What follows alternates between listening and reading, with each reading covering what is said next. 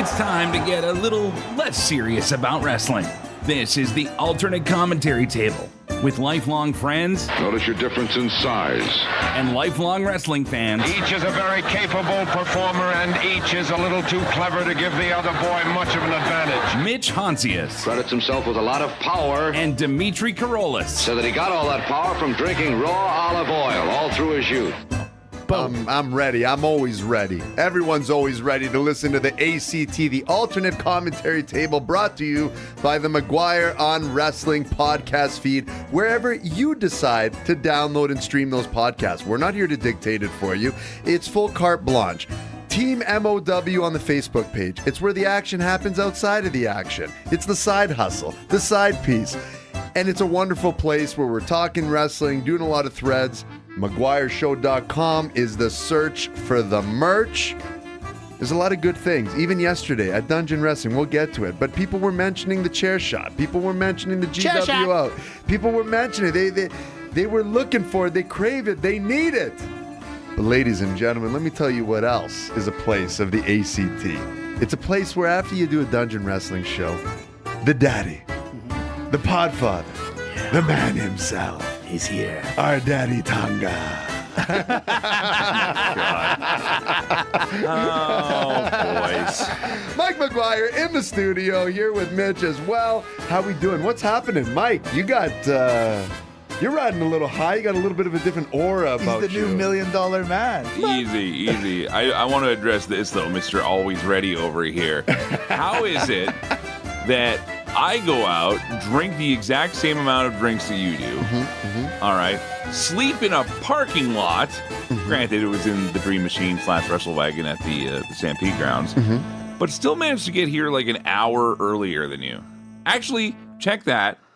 An hour and a half earlier. I was going to say, way more than that. I think you're helping me out here. Okay, well, number one, if you equate, I had the half-hour drive on the way home. Okay, so this still leaves 60 minutes. We got 60 minutes. Great okay? call, Mike. Now, in Calgary, for any of you following in the area or North America, there was a water main break. So the detour, that takes me 15 minutes around. You're seriously gonna use the water main break. I got to use the water main. I got to go around. Mitch, tell him. We're allowed to use it in Calgary at the moment. Okay, at the moment. He's got another week to use it. Okay, so and then the 45 minutes, I felt it was owed to me. It was owed to that you. was me. I took that. Yeah, exactly. Yeah. From what? Your hard life? It's tough, Mike. It's a tough life those he leads. ditches you dig every week. And Exactly. God knows all those babies' lives you're saving and everything over there. Listen, Man. this hair, okay, this hair, there it is. and this face, it needs its beauty sleep. Beauty sleep's a thing, you guys. Yeah. It just doesn't happen. It's a thing. Well, good on you guys. Last night at Dungeon Wrestling, you guys put on a show again. Well done.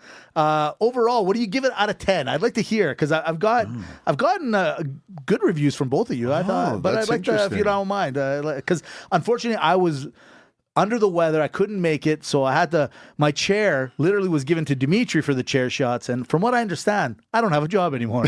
Well, No, I don't know about that. I need you. I need you. You need me. You know what? How long I've been waiting to hear that? I need you. I never realized how much of a piece of garbage you were, Mitch, until you're gone. Yeah. And you need to be that guy to be that guy. Yeah, you're so welcome. exactly. Yeah. So it was good. Mike, what do you think? I'll defer to you. I'm going to be political here. You know what? I think, honestly, based on circumstances, I mean, we originally had a totally different main event lined up with Matt Cardona versus Chris Masters. But I think overall, I'd give it a solid 8.5. Yeah. You know, I don't, and I'll stick with the 8. And here's why: it's not to detract from anything. It's just I know that there's enough space. If I give it an 8 now, that when we have an even bigger, better show, and again, this is not to detract from anything that happened last night. But I want to leave that buffer there. So anything above an 8 for me is going to be high parade. I'm almost sounding like Meltzer here now, right? I was like, well, 4.5 stars and 4 3/4 stars. They're two totally different things, but they're kind of the same. It is, but it's not. So I want to leave that buffer. But I would give it a solid 8. I thought overall the fans that were there were great. I was actually happy to see how many people showed up, considering everything else that was going on in Calgary. Snoop Dogg was in town. As you and I walked out of the building last night, we saw the crowd come out from the Snoop Dogg show, and dear Lord, it was like every other person in Calgary that either was there or watching the Oilers Panthers game. Exactly. Because you have former Calgary Flames on the Florida Panthers, and whether they're your team or not, it's Canada's team right now. The Edmonton Oilers coming back from this incredible, 3-0 deficit in the series. Like this series should have been over 2 games ago. Exactly. And it wasn't. So, I mean, as general hockey fans, I'm not even the biggest NHL fan, okay? And I've always been kind of flan on the Oilers, to be honest, even though I came from up there. But it's a hell of a story. It's an interesting thing, and Canada takes its hockey so seriously that don't be surprised if every place is busy watching this. On Monday, we were talking about this at the bar last night. On Monday in Edmonton, they announced that the Edmonton Minor Soccer Association, they've rescheduled all their games for Monday night because that's when the game is going to be. That's when it's going to be. In fact, Raw ratings in Canada, I'm sure, will be in the toilet because everybody's going to be watching that game. Yeah, it starts No at the question. exact same time. Yeah, no question about it. If you guys are giving that an 8, and I was going to bring that up, you guys were up against Snoop and you were up against the Oiler excitement of going on. 8 sounds like a 10. Yeah, well, and this is the thing, right? Because if you think of, Cardona's supposed to be there. Right. That happens. I mean, you don't predict playoffs and teams and which teams are going to make it, let alone, and being in Calgary and Edmonton, that's a rivalry 3 hours away. So there is an investment even from the haters that want to see Edmonton lose that are watching this as well. It's the old Howard Stern argument, right? It's like, people tuned in who like him for like 2 hours of show. And why do you listen so long? I want to hear what he has to say next, right? And then it goes to people that hated him. Listen for 3 hours. Why'd you listen so long? I wanted to hear what he had to say next. That's the curiosity, right? Bingo. So with that, though, and the other thing we didn't even mention, and this is your excuse from earlier, but that water main issue is causing a lot of issues for a lot of people. So spending any extra time outside of the house or doing anything else, it's not a thing right now in Calgary. So. Oh, don't I know? Yeah. It can really mess with someone's plans. Yeah. So thank you. Like showing up on time for a podcast. Exactly. Well, time subjective. It's a suggested window of podcasting, if you will. Time's not real, man. I give it an 8 as well because in all things considering and the time and the weather was nice and everything.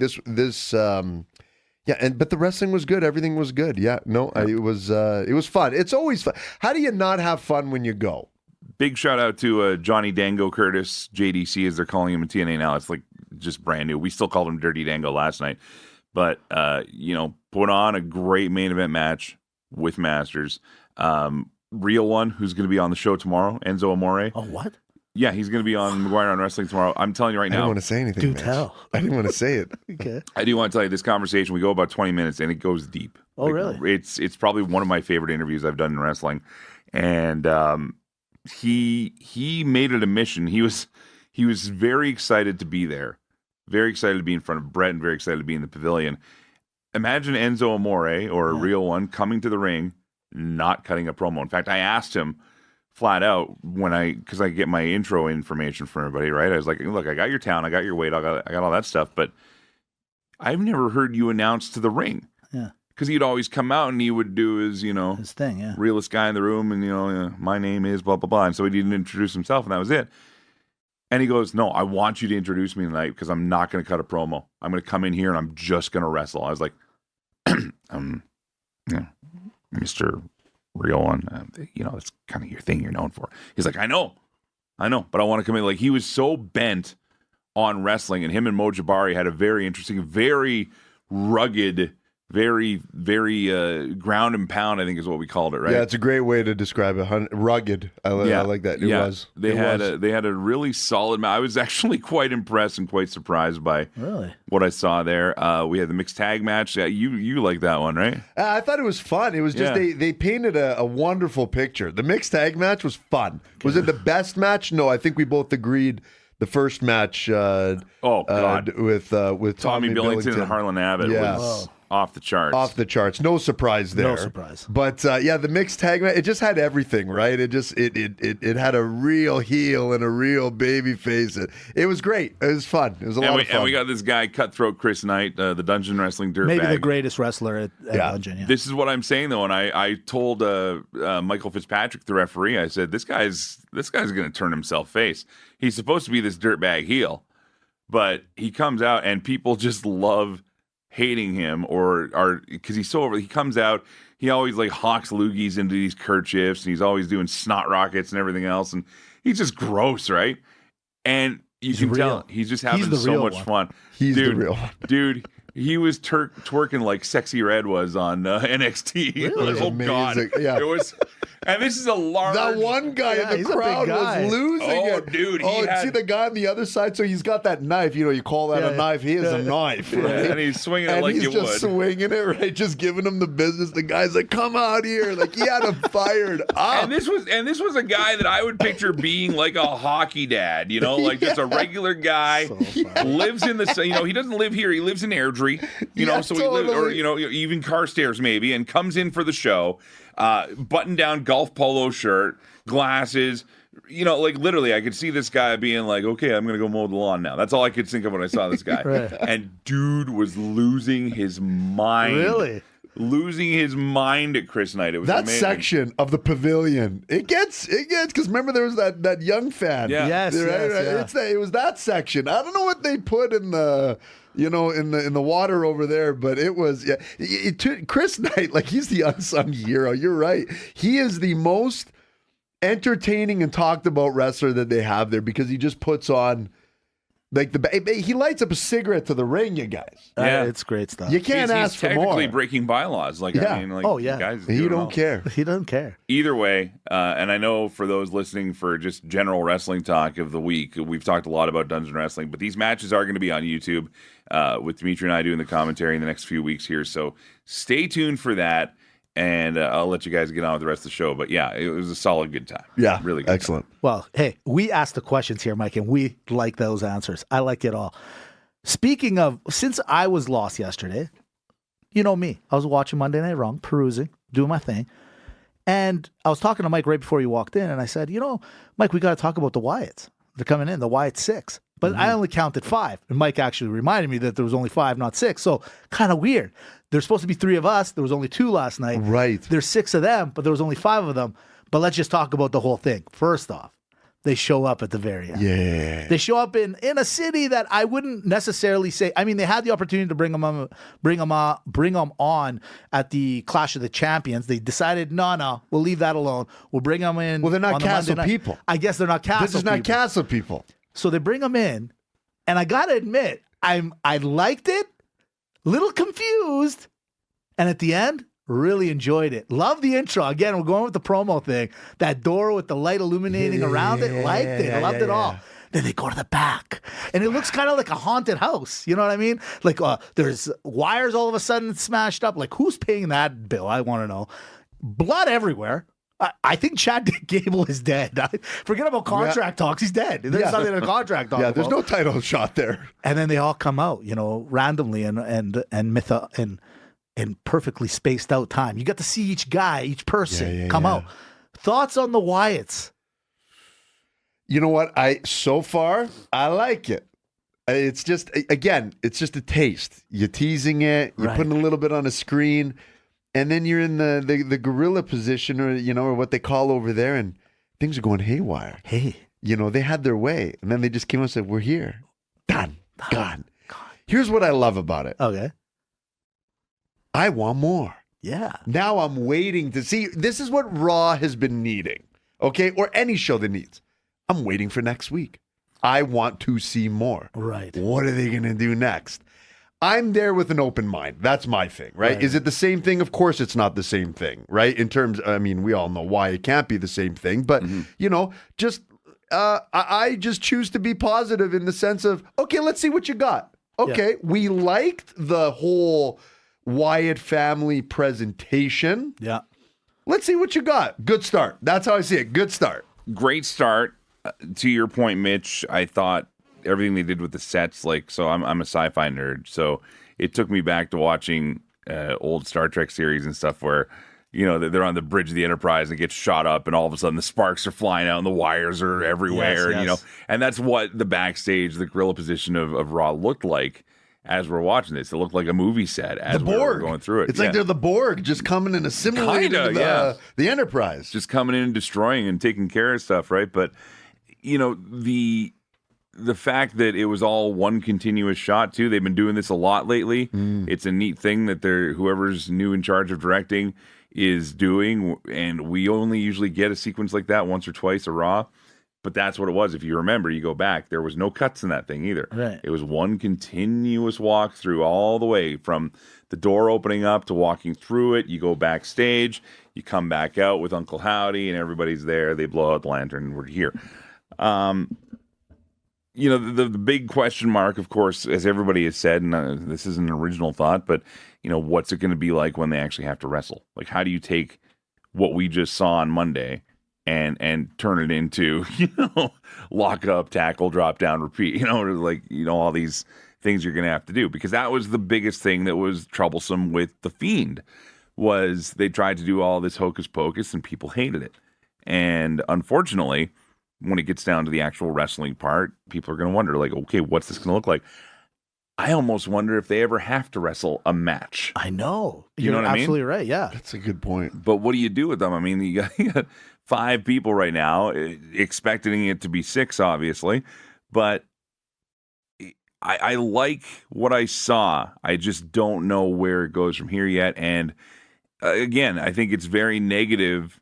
And if you're looking to criticize something for the sake of criticizing it, that's what you can easily default to, is be like, well, what are they going to do? That you can't do.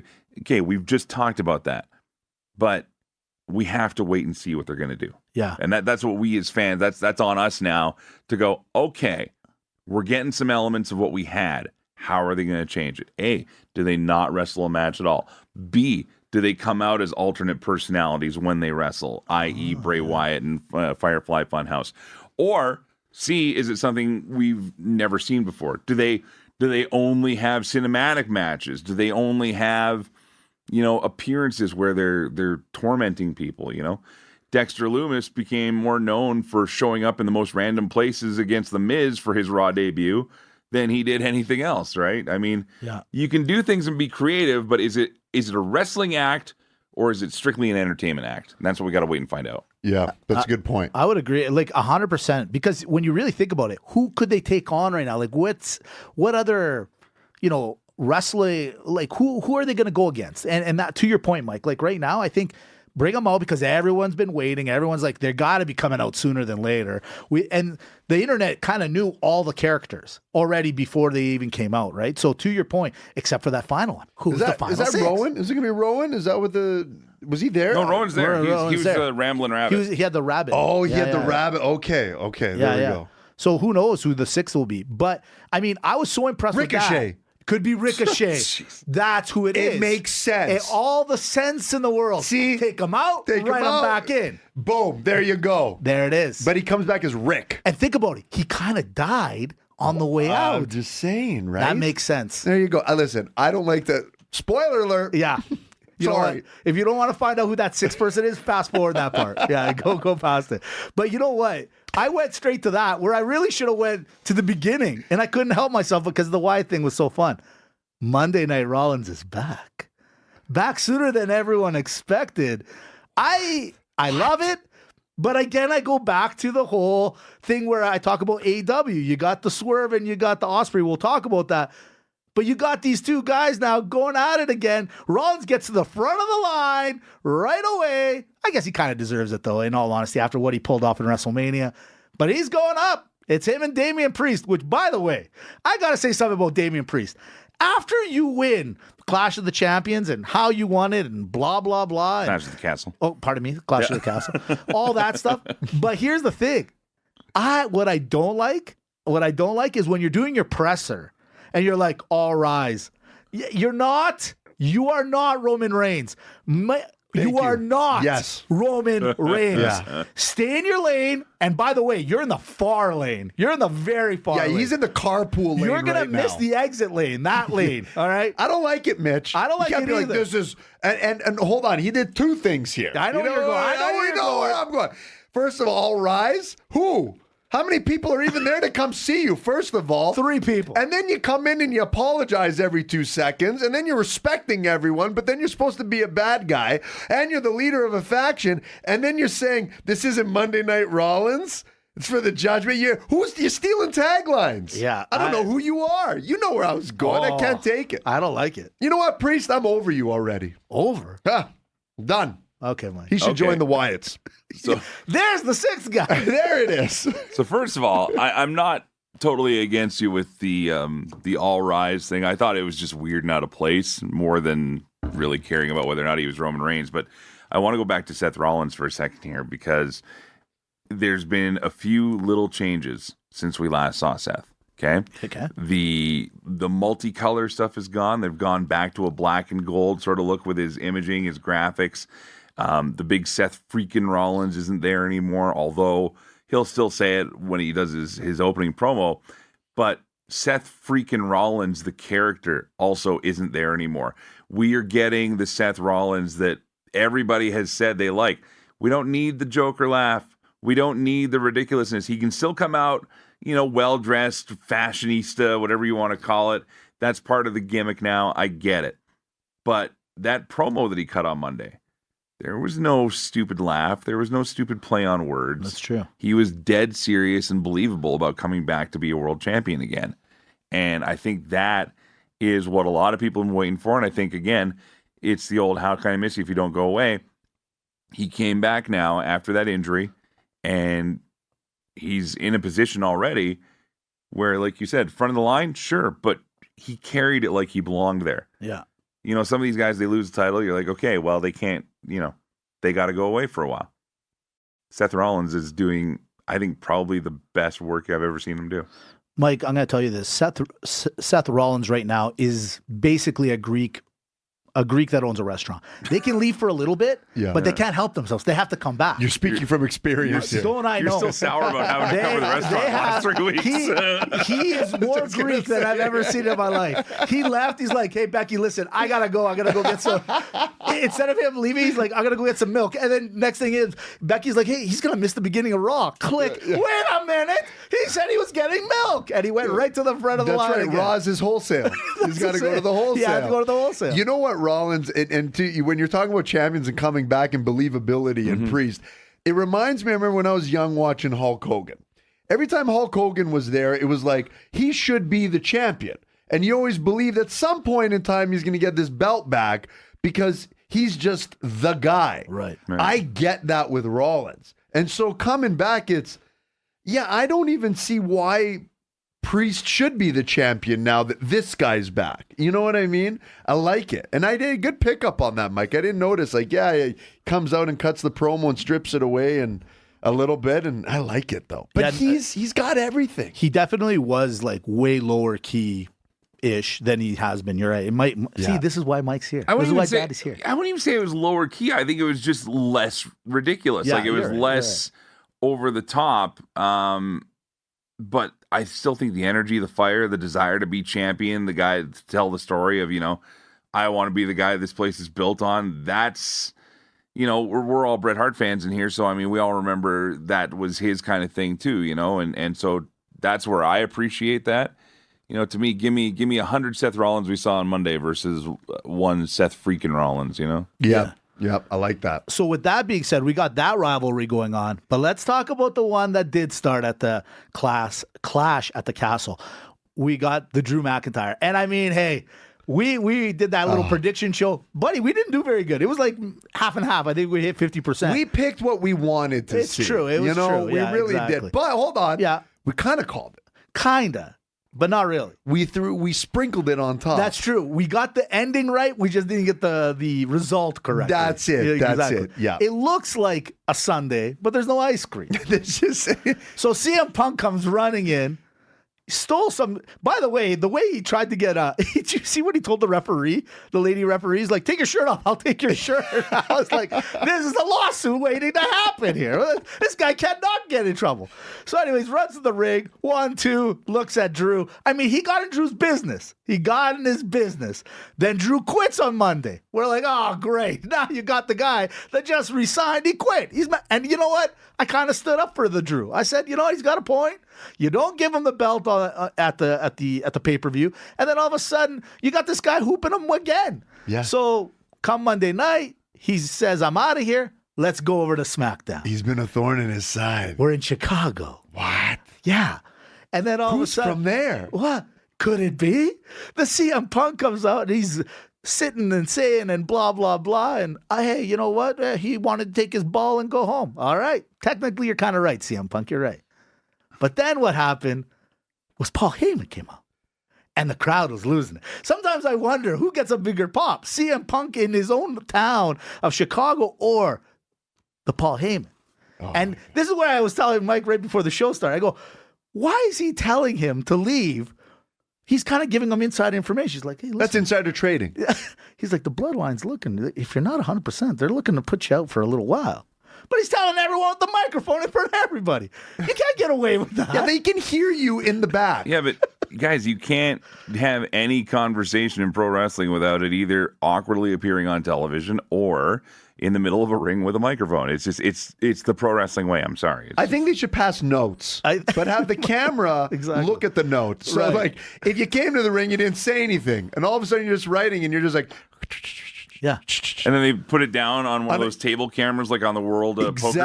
Yeah, So the camera exactly. can see what the note says, and then they slide it over. Exactly. Yeah. Great idea. Wow, that and would- then, that and then would there's an suck to exchange. watch. Then there's an exchange, and someone draws a really gratuitous picture that we all used to draw on our desks in Hey, junior high. not the truth. You know, you got to add some of that too. I mean, if they're doing contract signings on the table, why not have notes? I agree.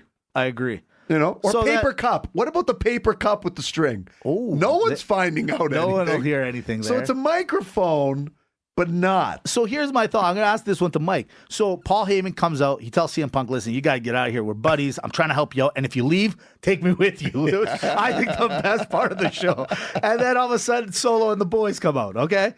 But here's my thing. Why is Solo obviously holding on to Paul Heyman when he knows that he's the traitor? He doesn't want to be there. Why are you keeping this guy around? I don't get it. I think that maybe he's not even paying attention to what Paul Heyman's doing. He's just so much in his own head. Right. From a character standpoint, that to me would be what makes sense. What are your thoughts on the Solo? Like each week we keep saying how we're liking his new decor. He got a haircut. He got a haircut. He's haircut dressed this week. nicer. Yeah. He's wearing those gloves now. You know? I mean, they need somebody in there because Roman's not there. And if they're doing this whole thing where he's kind of doing a hostile takeover of the bloodline, then, you know, it's okay. Perfect example. You teach a kid to ride a tractor, they want to run the farm, right? So while Roman's away, Solo feels like he's going to step up and be the guy. Right. So it's total imposter syndrome, right? He's going to come in. He's like, well, Roman, you know, always looked good and looked tight and clothes, you know, like he had to. Actually, you know, it's funny because Roman never even dressed up all that much. He usually come out in a hoodie. Anyway, my point is that you have that person who you know isn't ready to lead and they want to lead. So they do everything they can to fluff and you know, oh, if I buy nice clothes, people will find it. Because if I get a haircut, people will think I'm more convincing. All this stuff. Whereas, yeah, I think it's working to tell the story they're telling, which is a guy who wants to be the leader of the group and is going to try and do everything he can from, you know, filing his nails if he has to, whatever it takes, and try to impress. But then when the real leader comes back and who doesn't need to do any of that stuff, I said, he can show up in tracks and his merch and still make everybody raise the fingers in the air and everything. It's like, I think they're doing it very well. I like this a lot. Yeah, same with me. I'm loving this. You know, where you talked about, and we've talked about with Cody Rhodes and the what's next and what happens, right? This is a really good what's next, right? And it's continuing the story while creating a new story. And it's all fluid. And I like the whole thing that's going on with the bloodline, right? And I wanted, do you go for a name change now? Like, does he get so consumed by it that he's like, you know what? It's not the bloodline anymore. It's the whatever. Who knows? But I'm saying that there's a runway here. There's so many ways you can take it. Like, we all know we're waiting for a return. Right. Which is, I think, Mitch, you said it was last week, maybe the week before. That's probably going to be the biggest crowd pop that. Absolutely. Whenever You know, it happens, that in how many years. But yeah, I love it. Why not? It's great. It's good storytelling. And it's all working. And I like that the complementary pieces, like the chimichanga and chimichurri, Right. I like that they're different. Oh, and now there's the Hawk Tua. Oh, no. I'm just joking. It's so viral, you guys. I had no choice. Everyone's doing It's it. his best bit. I have to do it. Cut the show. Mitch, you did it. We win. Wrap it up. Foley. Okay, all right. Jacob Fatu shows up at the end. Mike, of where are you going? SmackDown. Mike, come back here. Mike, don't. I'm going to sleep and contemplating never waking But up. Mike, we're gonna trend. Everyone's trending. All you have to do is say that one word or thing or whatever it is. I shan't. You know, Huck Tua is a spitting image of his family. Easy. But they are. They do look alike, those guys. Daddy, can we have a sleepover this weekend? Mitch and I want to. So No, and if I even hear one, it's over. AKA Jacob Fatu makes his WWE debut. He comes in, he wrecks everybody. The Randy Ortons, the Kevin Owens, everyone's going to, and of course the Cody Rhodes. Thank God somebody came and fought Cody Rhodes. But so this bloodline, they got their own bloodline. There's many of them now that there was when they were like the original bloodline. Yeah, I love it. So there's no room. I mean, how many people are in this? This really is the new NWO, isn't it? Are you in my head right now? I am in your Did head. you just walk in, grab my not much note? going on, but I want. Well, that's the thing. You got my note. See, I mentally noted you. See, Mike, the note. Yeah, see? The note works. There it is. I see Midge with notes. I can't even. I don't want to go back to the last 3 minutes of what we were just talking about. I'm just gonna let you guys do your thing. Nope, no, I'm not saying it. Say it. I will not. I will not. So How about what else is on the sheet, do Mitch? you like this new ad? Do you think he's a good ad? Is it a good ad? Yeah. Jacob Fatu? Yeah. Oh God, yeah. Yeah, Yes. right? Yeah. This is the one everybody's been waiting for. Right. Like when word got out, and I'm talking obviously about the fans that pay attention to contracts and all this stuff in other companies. But I mean, for me, this makes the most sense. This guy is the killer that Solo was. See, this is, you know what? He is the Solo of this new bloodline. That's exactly it. Yeah. Yes. Because when Solo came in, he was this killing machine, didn't talk, didn't say anything, didn't do anything. Jacob Fatu is all that, plus he looks like it. Yeah. Like this dude is, I He's would the 2.0. I would love to hear like he's just a sweetheart of a human, which he probably is. But when it's on, man, oof. Do you know why I think he's even crazier than Solo is? He had a problem putting his finger up in the air. I noticed he was like not sure. He's like, "Is this right?" Because you know what I mean. Yeah. I don't think it's all hitting at the right cylinders. He's like, Right. "Yeah, Right. no, Okay, right, yeah, okay." It was okay. You gotta be careful, those guys. He could have been checking the wind. He looks like he will murder everyone in the crowd just because he's been. So spoken. it's interesting. Like what a great juxtaposition we're doing here, where we're talking about this new rendition of the Wyatt family, and then you have this new rendition of the bloodline as well. And it's different. And I hope, because here's the thing. This is going back to the Wyatts. I hope they give him this runway, because here I like that it's the same but different. Right. Everyone's different, but they all mesh. Like the characters they're these younger guys. Like Solo's gone out and found them, right? I love it.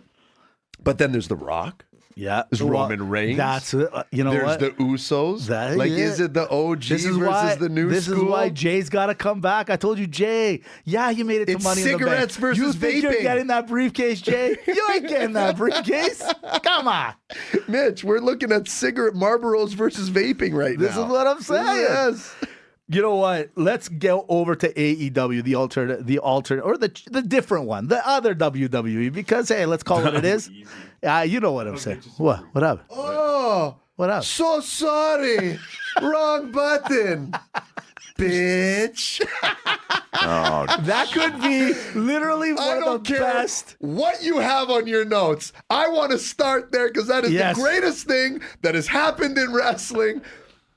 I don't know since when. Come Dude, on. That was beautiful. That was so well done because everyone knows that the EVPs have been doing it week after week. Yes. Well, they're in the ring, so it's not them. And then Okada comes out, plays with the buttons, gold material. I mean, boy. Come on. I mean, he could have just spit. I'll leave it alone. Okay, real quick. The EVPs taking on the Young Bucks, taking on the Acclaim. I'm telling you right now, that's one of the best tag matches I've seen in a long time. I loved it. I thought it was great. Yeah. Mike?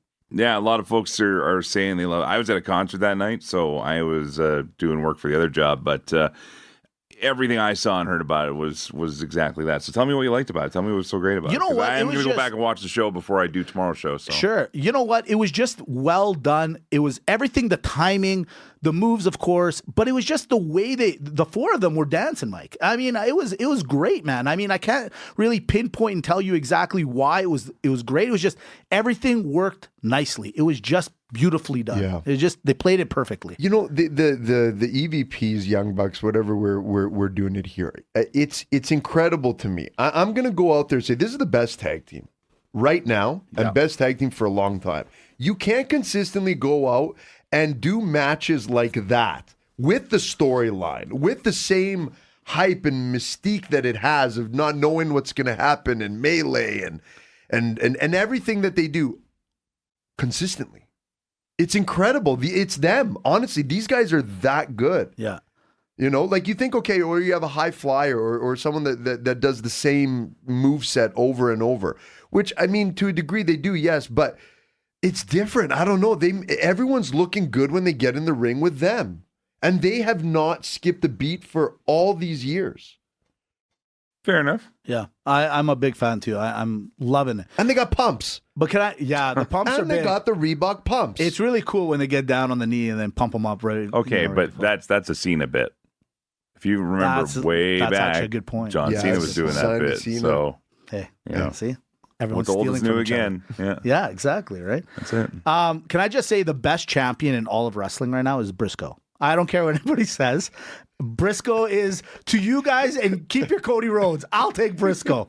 Number one champion of the world. Everything from how he does the promo to his wrestling, of course, is absolutely awesome.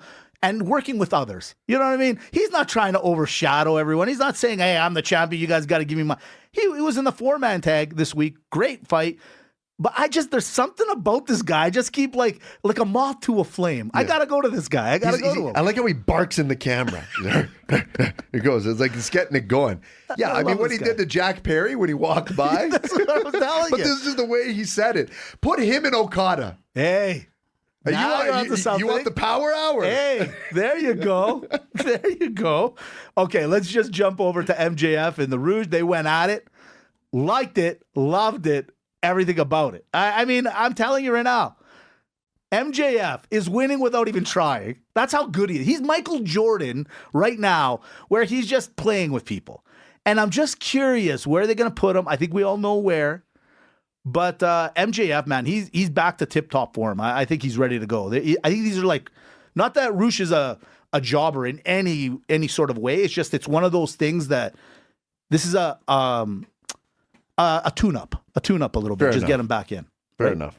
Yeah, and we've been talking about this on the other show as well, where it's like, okay, MJF is back. We're going to need a real heater of a program for him. Who's that going to be with? Who knows? I mean, if you ask Dave Meltzer, he says it's got to be straight for the title with Swerve Strickland or whoever is the champion. It's hard not to agree with that, right? I mean, MJF was great as a champion, but at the same time, it's like, okay, well, what do we do? What do we do to get him there even more? Like he's the good guy now, and we've talked before about how the chase is the place where you want to have your good guy really in that position for as long as you can. But AEW also doesn't like being patient with some things, so they'll start hammering through things right away. So is it going to be MJF Will Ospreay for the title at All In? Is it going to be MJF versus Swerve Strickland at All In for that main event? Or because everybody's kind of seeing Will Ospreay as being the default world champion winner at All In this year, just because of where it is, and AEW likes to give you what you would expect. Maybe they pull a fast one on us, and maybe MJF gets put right in that right back in that position, I should say, and it becomes something totally different. So the question mark is, once he gets done with Roosh, what's going to happen with MJF exactly? So. I made a quick audible. I just remembered this. I was telling you about it, and I want your thoughts on it. Does Samoa Joe deserve some sort of trophy for what he's done? And he's been able to pull Hook out of the fire. Like when Hook was rolling with Jericho, it wasn't working. We said it a million times. I still think Hook is in that same realm of where he was a couple of months ago. I like his look. I like things about Hook, but he's still very underperforming. Like he's just not doing what I think they want him to do. But why is it that Samoa Joe is making him look like a champion? Like together, they're a great little combination. Because Joe knows what it's take to build yourself. Joe did that. Joe is the only Samoan not in the bloodline. Yeah, how is that happening? But, and he's talked about that before. That was kind of the old joke was, you have the Samoan named Joe, and then you have Samoa Joe, right? The two top guys in wrestling at the time. And it's unreal how well Joe has been able to make himself such a name in pro wrestling. I've seen the guy up close. I've hung with him a few times. Like, just knowing his approach to what he does. So I think by doing things at a proper pace and not ramming it down people's throats, like the Jericho stuff is almost classic Vince McMahon style booking, where it's more is more, right? Whereas Joe knows when to hold back, and Joe's going to teach Hook when to hold back, and that's where it's gonna. That's what I think, anyways. Yeah. Personally, I think that less is more. That's a perfect example. Look, okay. People go crazy for that walkaway spot that he does, right? When guy dives off the rope. Yes. He turns his head. That is literally a nothing move. And my wife just sent a picture of Bret Hart and Snoop last night partying together. Yeah, I don't know where she found this, but I can tell you where it wasn't at Hitman's Bar. I can tell you who's $20 richer. Yeah, we haven't told that story here, so they don't get it. But we want the CRA again now. Yeah. Cash, all cash. I think with the Joe thing too is it's real, it's authentic. It's two real guys doing real things in the back. Whereas the Jericho, hey, let me take you under my wing was a little more. Yeah, it produced like Hook has no personality. Yeah. Right? To a degree. Zero. Yeah, zero. Right? He's no cheese whiz over here. No. Okay? I just dated ourselves, right? Hey. Wow. Exactly. If you know, you know. But whereas Joe, it's like he's just Samoa Joe taking this kid in the back, running some rounds, doing some reps, and he's following and like now. Basically, they actually are doing the same thing with him, with a different guy that's just working. So they're like, okay, cool. And I actually have to applaud the pivot, because if you don't pull shoot a little bit here, right, maybe it would have totally sunk Hook's career. Yeah. Now you kind of got the plane pulling up again. It's pulled up. Good call. Pull up, right? There's still lots of time. I hear you guys talk about Hook a lot on this show, and that's not a bad thing, obviously. But I don't think it's as big of a crisis as what others might think it is. I think that Hook's still got a lot of time.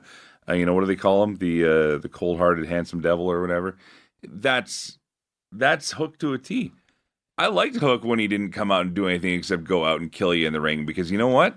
Samoa Joe did the exact same thing, and look what it did for him. True. So making Hook the next generation killing machine, i.e. Samoa Joe, I think it's the perfect direction to go. Fair enough. Love it. Let's finish it off with AEW real quick. The last thing is the Will Ospreay and the Swerve Strickland. This rivalry is getting a little heated. It's getting a little personal, if you will. Well, He might have said something about his kid. Man, He might have said warned something about his kid. He warned them. Bruv. No love for the Bruv. No love for the Bruv. No love for the Bruv, Mitch. Hey, no Bruv, no love. Oh, wait, that's a different thing. Yeah. Whoa. Hey, how you Go doing? ahead, Mike, say it. I'm good.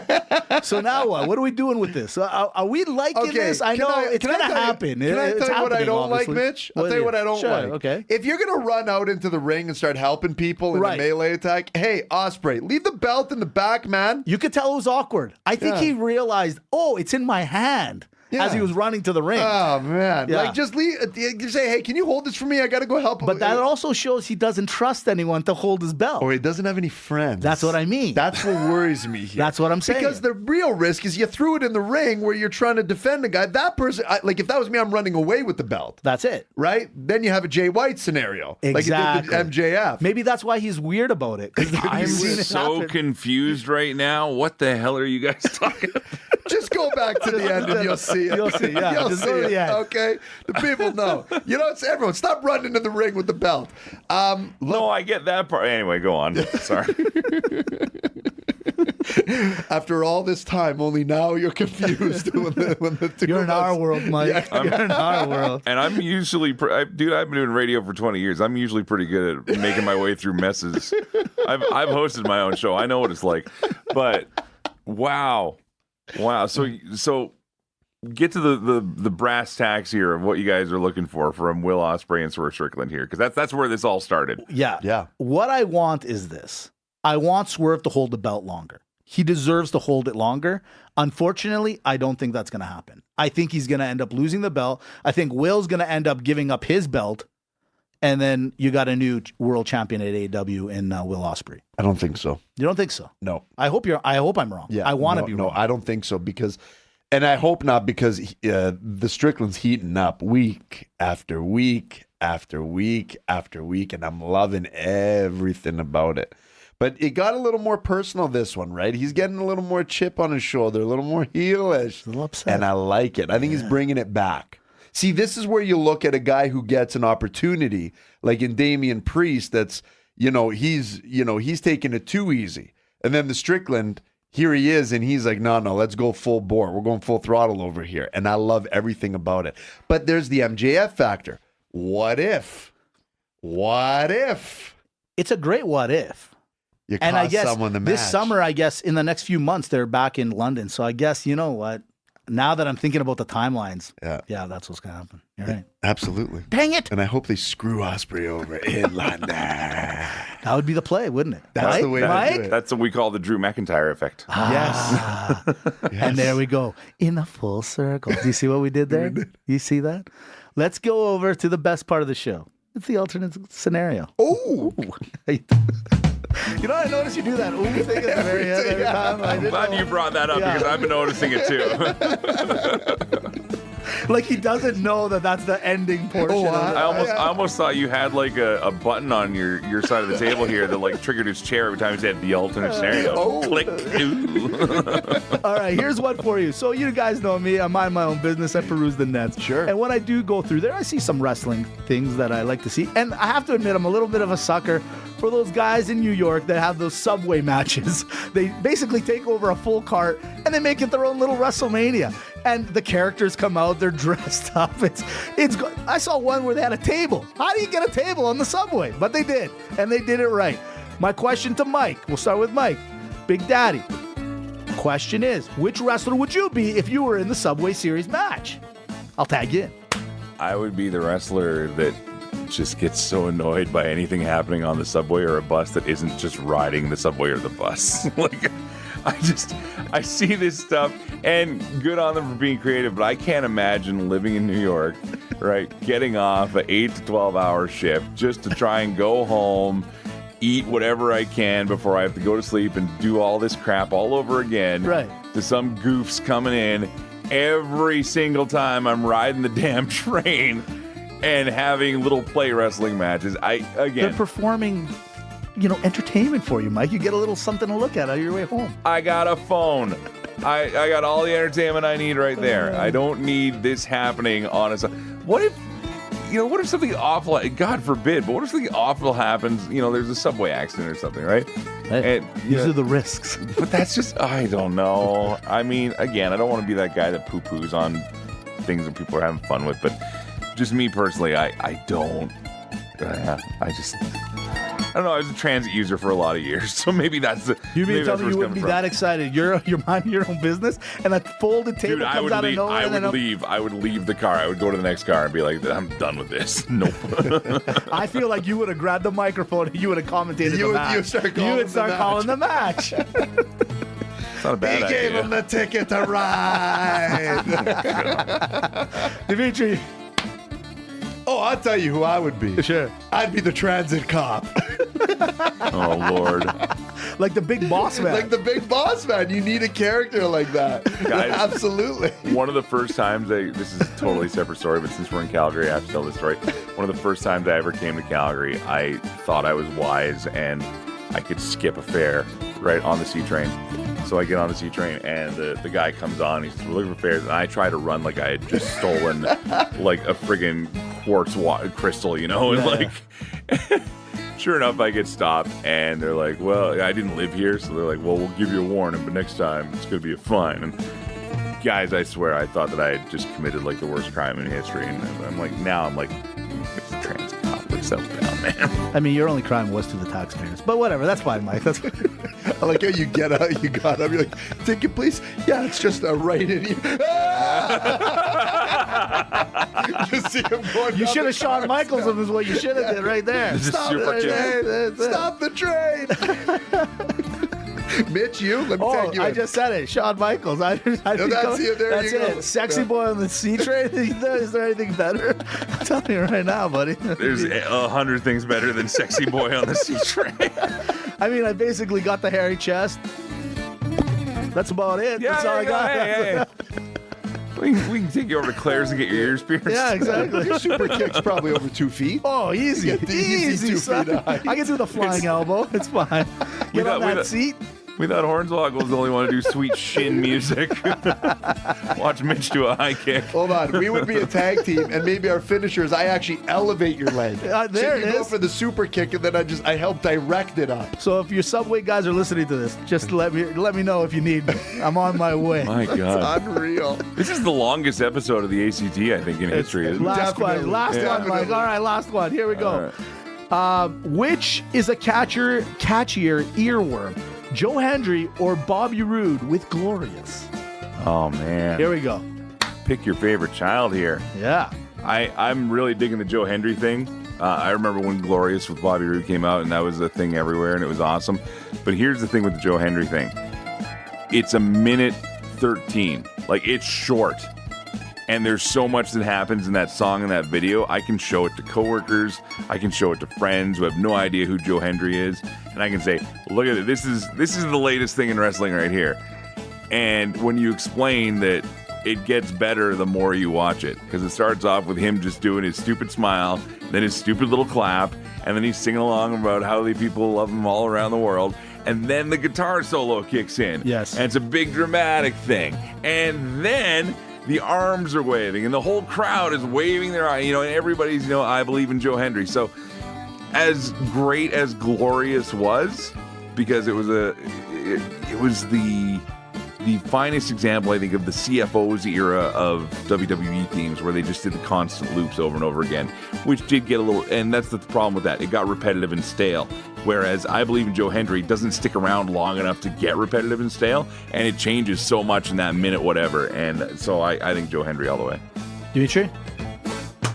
Listen, it's easy. You give me a robe, you give me jewels, you give me Roode, it's Glorious all day long. It's gospel. It's amazing. It's unreal. You just want the robe, and you wanted to stand on the spinning podium. That's all I wanted. Tag me in. Hold on a second. Hold on. What's on my phone right now? I was going to talk about it today. I took a screenshot of it because I saw him come on to NXT. Mm-hmm. I saw him on the TNA. And I was like, who? I wasn't super familiar with it. And then the song is okay. I was going to start the show today with that song, but the voice, it wasn't there. Yeah. It's Joe Hendry. You're absolutely right, Mike. It's Joe Hendry. Well, you can't deny, Mitch. I mean, they love him in Paris, in London, in Tokyo. He's global. He's a global sensation. And Mike, may I say, yes, this was a longer show, but since Daddy's here, we stayed up longer. I appreciate it. No, I appreciate that. Speaking of staying up longer, oh my gosh. I don't think you know what? This is old man McGuire here talking now. I think that's the latest I've been up and out for a while was last night after the show. So thanks to everybody for listening to this extended edition, I guess. And thank you guys for having me for it because, man, I was dragging it this morning. But well, it doesn't help that you had to wait 2 hours. Yeah. It doesn't help. Yeah, that's fair. I was wide awake when I started my day. Oh, you were up and at him at 7 a.m. I got that text early. Yeah. I was still. You were still in La La I was still Land. dreaming. No, you were texting saying, "Yeah, I'm on my way," and you were in bed, possibly in underpants, and that was about it. Be real. Not possibly. Fact. Okay. In bed, yes. Yeah. And I said in 10 minutes, which in a Greek 10 minutes, Mitch, again. Oh, yeah. It's an hour and a half. There you go. This is why you're such good friends with the Harts. You know what? The whole Hart time thing is worn off on you. You guys live in the same time space continuum. That's what it is. Well, there is Greek. They got a little bit of Greek in that That's family true. as well, That's right? true. So it's the chicken and the egg, or the souvlaki or the tzatziki. Which came first? Nobody knows. No one knows. All I know is that it is a first on the extended time, but it's not a first. Daddy, thank you very much, Mike McGuire, for coming on the show. Thank you for everything that you do for the McGuire and Wrestling podcast feed. Looking forward for your show tomorrow. Looking forward to that interview with the real one as well. That's going to be exciting. Yes. And I love the fact we got no teaser, no nothing. So we're coming in as a fan listening to that. Everyone, the GWO faithful, Team MOW, McGuireShow.com, the search for the merch. In time, we're going to get Mitch. The only thing you missed out on are some beautiful photos. Yeah. There was some good photography coming in. Alternate commentary table. The one, the only Mitch. Take it home as you know how. Chat.